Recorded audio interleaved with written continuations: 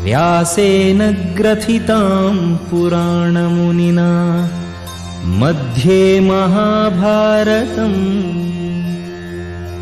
अद्वैतामृतवर्षिणीं भगवतीम् अष्टादशाध्यायिनी अम्ब त्वामनुसन्दधामि भगवद्गीते भवद्वेषिणी। अथ पुरुषोत्तमयोगो नाम पञ्चदशोऽध्यायः। श्रीभगवानुवाच ऊर्ध्वमूलमधः शाखम् अश्वत्थं प्राहुरव्ययम् छन्दांसि यस्य पर्णानि यस्तं वेद स वेदवित्। अधश्चोर्ध्वं प्रसृतास्तस्य शाखा गुणप्रवृद्धा विषयप्रवालाः।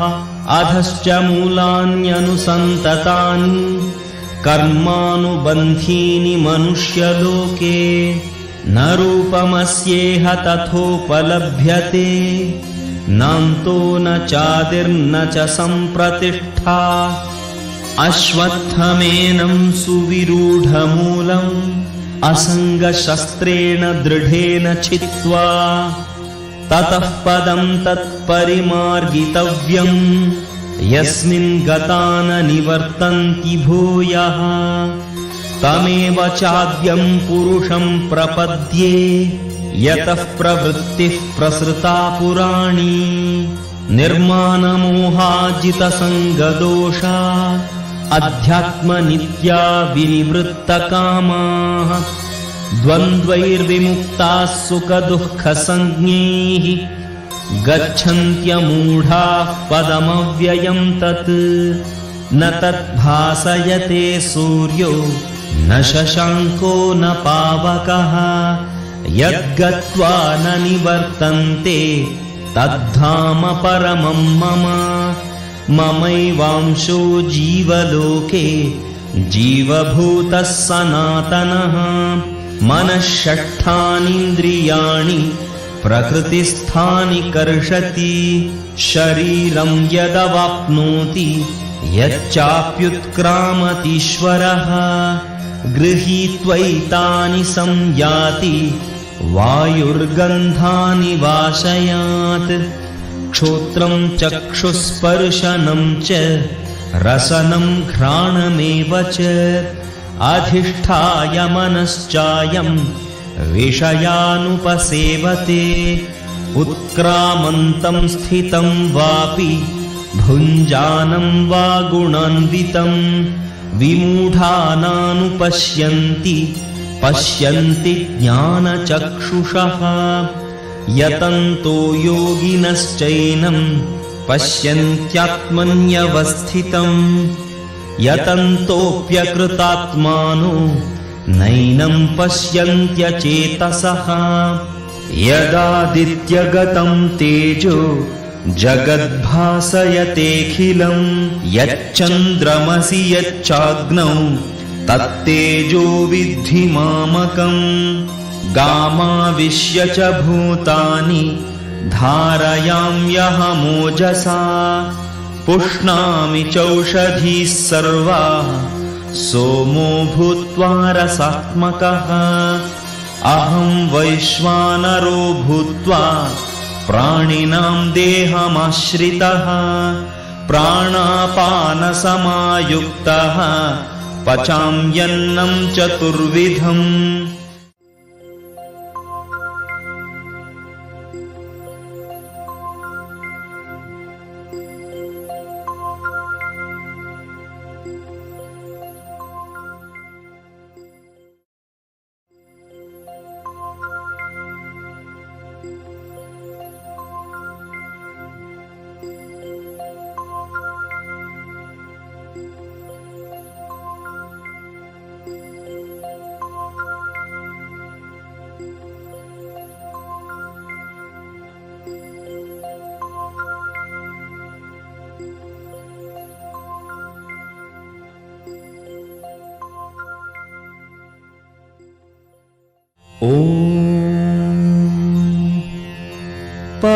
पार्थाय प्रतिबोधितां भगवता नारायणेन स्वयं व्यासेन ग्रथितां पुराणमुनिना मध्ये महाभारतम् अद्वैतामृतवर्षिणीं भगवतीम् अष्टादशाध्यायिनी अम्ब त्वामनुसन्दधामि भगवद्गीते भवद्वेषिणी। अथ पुरुषोत्तमयोगो नाम पञ्चदशोऽध्यायः।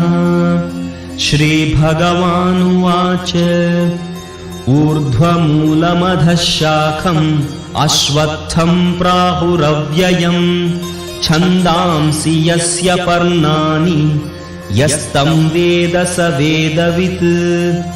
अधश्चोर्ध्वं प्रसृतास्तस्य शाखा गुणप्रवृद्धा विषयप्रवालाः। अधश्च मूलान्यनुसन्ततानि कर्मानुबन्धीनि मनुष्यलोके न रूपमस्येह तथोपलभ्यते नान्तो न चादिर्न च सम्प्रतिष्ठा। अश्वत्थमेनं सुविरूढमूलम् असङ्गशस्त्रेण दृढेन छित्त्वा ततः पदं तत्परिमार्गितव्यम् यस्मिन् गता न निवर्तन्ति भूयः। तमेव चाद्यं पुरुषं प्रपद्ये यतः प्रवृत्तिः प्रसृता पुराणी। निर्मानमोहाजितसङ्गदोषा अध्यात्मनित्या विनिवृत्तकामाः। द्वन्द्वैर्विमुक्ताः सुखदुःखसञ्ज्ञैः गच्छन्त्यमूढाः पदमव्ययं तत्। न तद्भासयते सूर्यो न शशाङ्को न पावकः यद्गत्वा न निवर्तन्ते तद्धाम परमं मम। ममैवांशो जीवलोके जीवभूतः सनातनः। मनः षट्ठानीन्द्रियाणि प्रकृतिस्थानि कर्षति। शरीरं यदवाप्नोति यच्चाप्युत्क्रामतीश्वरः गृहीत्वैतानि संयाति वायुर्गन्धानि वाशयात्। क्षोत्रं चक्षुस्पर्शनं च रसनं घ्राणमेव च अधिष्ठाय मनश्चायं विषयानुपसेवते। उत्क्रामन्तं स्थितं वापि भुञ्जानं वा गुणान्वितं विमूढानानुपश्यन्ति पश्यन्ति ज्ञानचक्षुषः। यतन्तो योगिनश्चैनं पश्यन्त्यात्मन्यवस्थितम् यतन्तोऽप्यकृतात्मानो नैनं पश्यन्त्यचेतसः। यदादित्यगतं तेजो जगद्भासयतेऽखिलं यच्चन्द्रमसि यच्चाग्नौ तत्तेजो विद्धि मामकम्। गामाविश्य च भूतानि धारयाम्यहमोजसा पुष्णामि चौषधीः सर्वाः सोमो भूत्वा रसात्मकः। अहं वैश्वानरो भूत्वा प्राणिनां देहमाश्रितः प्राणापानसमायुक्तः पचाम्यन्नं चतुर्विधम्।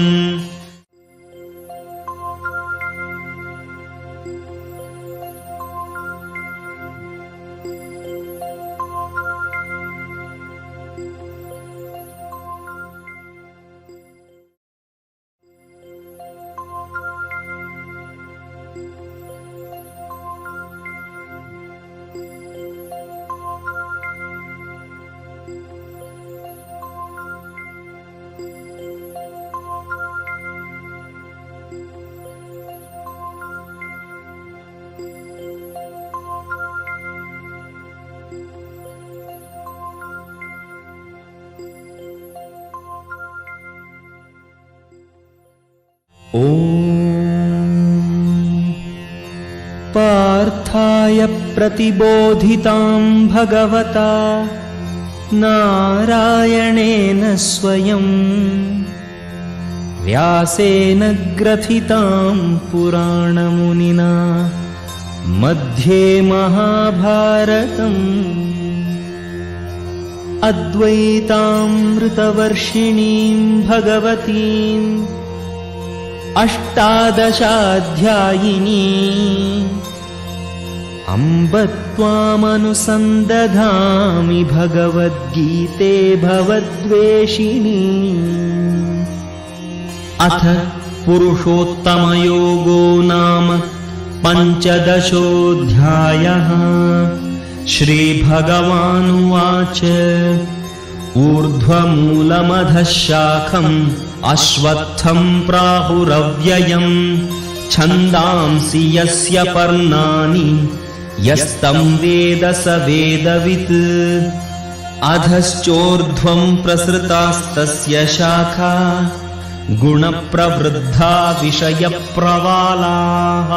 अधश्च मूलान्यनुसन्ततानि कर्मानुबन्धीनि मनुष्यलोके न रूपमस्येह तथोपलभ्यते नान्तो न चादिर्न च सम्प्रतिष्ठा।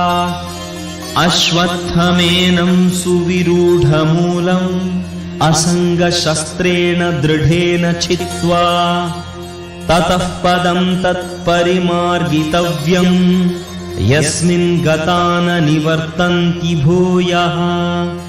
तमेव चाद्यं पुरुषं प्रपद्ये यतः प्रवृत्तिः प्रसृता पुराणी। निर्मानमोहाजितसङ्गदोषा अध्यात्मनित्या विनिवृत्तकामाः।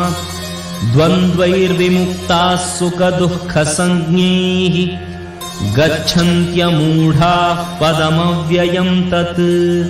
न तद्भासयते सूर्यो न शशाङ्को न पावकः यद्गत्वा न निवर्तन्ते तद्धाम परमं मम। ममैवांशो जीवलोके जीवभूतः सनातनः। मनः षट्ठानीन्द्रियाणि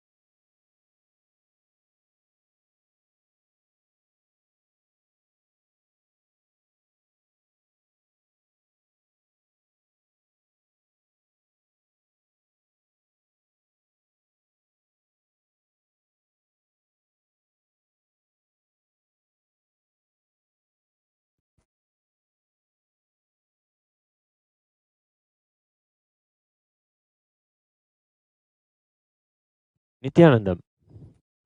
Today, on the day of Amavasya, a few participants are offering the Maheshwara Puja at the Divine Lotus feet of the Supreme Pontiff of Hinduism, Jagadguru Mahasannidhanam, His Divine Holiness, Bhagavan Nithyananda Paramashivam. Requesting all the participants of Maheshwara Puja and the members of the Nithyananda order to sit with your head, neck, and spine in a straight line. Now, requesting the listening of all the Maheshwara persons. Kindly have authentic listening to the truths behind the Maheshwara Puja. And if you agree,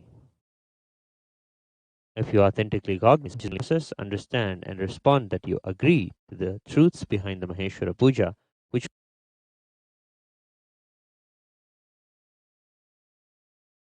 will be told now. If you agree, please say yes loudly and which is internally process, understand, and declare the truth that cosmic energy exists. Yes, I authentically cognize, which is internally process, understand, and declare the truth that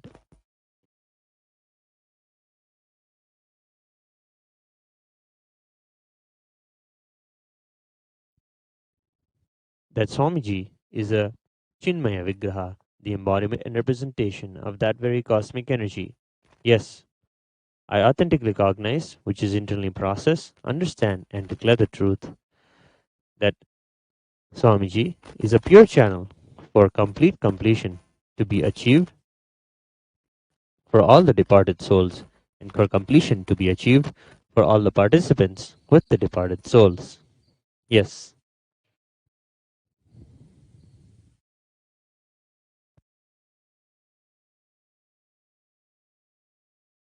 I authentically cognize, which is internally process, understand, and declare the truth that during the Maheshwara Puja, all the monastic members of the Nithyananda order become a pure channel for complete completion to be achieved for all the departed souls, and for completion to be achieved for all the participants with the departed souls. Yes, I authentically cognize, which is internally process, understand, and declare the truth that offering the Maheshwara Puja will bestow complete completion for all the departed souls whose photo or horoscope is mentioned here, and completion will be bestowed on all the Maheshwara Puja participants with the departed souls for whom they are offering Maheshwara Puja today. Yes. Let us now begin the rituals for the Maheshwara Puja. नित्यानन्दं परमसुखदं केवलं ज्ञानमूर्तिं द्वन्द्वातीतं गगनसदृशं तत्त्वमस्यादिलक्ष्यम् एकं नित्यं विमलमचलं सर्वदी साक्षिभूतं भावातीतं त्रिगुणरहितं सद्गुरुं तं नमामि नित्यानन्देश्वर परमशिव समारम्भां नित्यानन्देश्वरी पाशक्तिमध्यमाम् अस्मदाचार्यपर्यन्तां वन्दे गुरुपरम्परां ललाटे त्रिपुण्ड्रीनितिलकृतकस्तूरीतिलकः स्फुरन्मालाधार स्फुरितकटिकौपीनवासनः दधानो दुष्टारं चिरसि भनिराजं शशिकलां प्रदीपः सर्वेषाम् अरुणगिरियोगी विजयते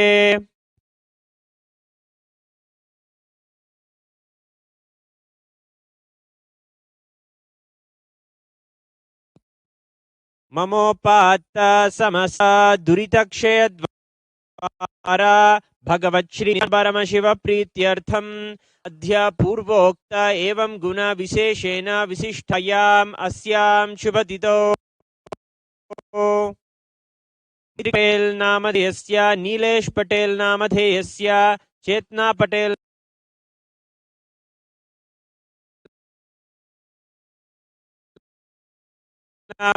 सकुटुम्बस्य नविता वशिष्ठनाम याः सुदेश वशिष्ठनाम यस्य नीरा वशिष्ठनाम यस्य विनीता वशिष्ठनामधेयस्य राजीव वशिष्ठनामधेयस्य ऋतु वशिष्ठनामधेयस्य आर्या गुप्ता नामधेयस्य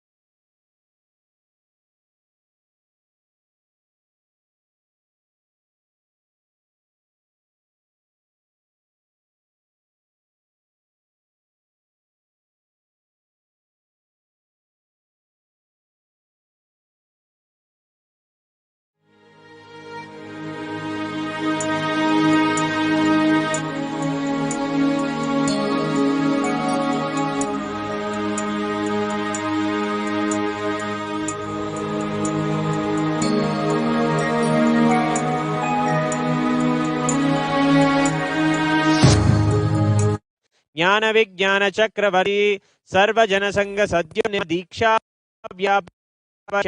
विश्वजीमु परमकलभ केसरी शैव सिद्धांत स्थापनाचार्य श्री राजाधिराज पांड्य महाराज गुरु शादिमांतरण ज्ञान भानु वीक्षणा नरहारः द्वदोच्छेदन पूर्वक श्रीमद् वृषभध्वज स्थापक शैव समय कर्ते सर्वज्ञ पीठारूढ़ श्री जगद्गुरु श्री ज्ञान संबंध देशिक स्वामी सुंदर माणिक्य वाचक स्वामी नाम अवधूत ज्ञान स्वामी पुनरुद्धृत श्यामला पीठ सर्वज्ञ पीठ तद्विशततम गुरु महासन्निधान अरुणगिरि योगीश्वर परंपरागत अरुणाचल सर्वज्ञ पीठ गुरु महासन्निधान कैलास परंपरागत कांची कैलास सर्वज्ञ पीठ त्रयस्त्रिंशदुत्तरद्विशततम गुरु महासन्निधान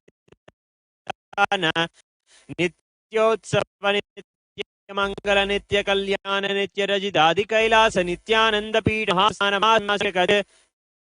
कैलास परंपरागत साक्षात श्री परमशिव समुद्भूत कैलास परंपरागत वैवस्वतनु इक्ष्वाकु हरिश्चंद्र भगीरथ श्रीरामचंद्र शूरसेन इत्याद्यनवचन सार्वभौम चक्रवर्ती परंपरागत चतुष्टि योगिनी मंडिता चतुष्टि संप्रदाय प्रवर्तक मनुधर्म शासन सूर्यवंश प्राप्त सर्वज्ञ पीठ सांगी साम्राज्य मूर्ताभिषिक्त चूड़ामणे साक्षात श्री परमशिव उद्भूत कैलास परंपरा श्री कपिल महागुरु पुनरुद्धृत महानिर्वाणी पीठ मंडलेश्वर साक्षात श्री शिव समुद्भूत श्री महागणपति समारंभ अनवच्छिन्न पीठाधीश्वर गुरु परंपरा प्राप्त अटल पीठ अष्टोत्तर सहस्र श्री अटल पीठाधीश्वर धर्म मुक्ति स्वर्गपुर स्वर्ण पीठ त्रयोविंश गुरु महासन्निधान कैलास परंपरागत आदिपीठ सर्वज्ञ पीठ जगद्गुरु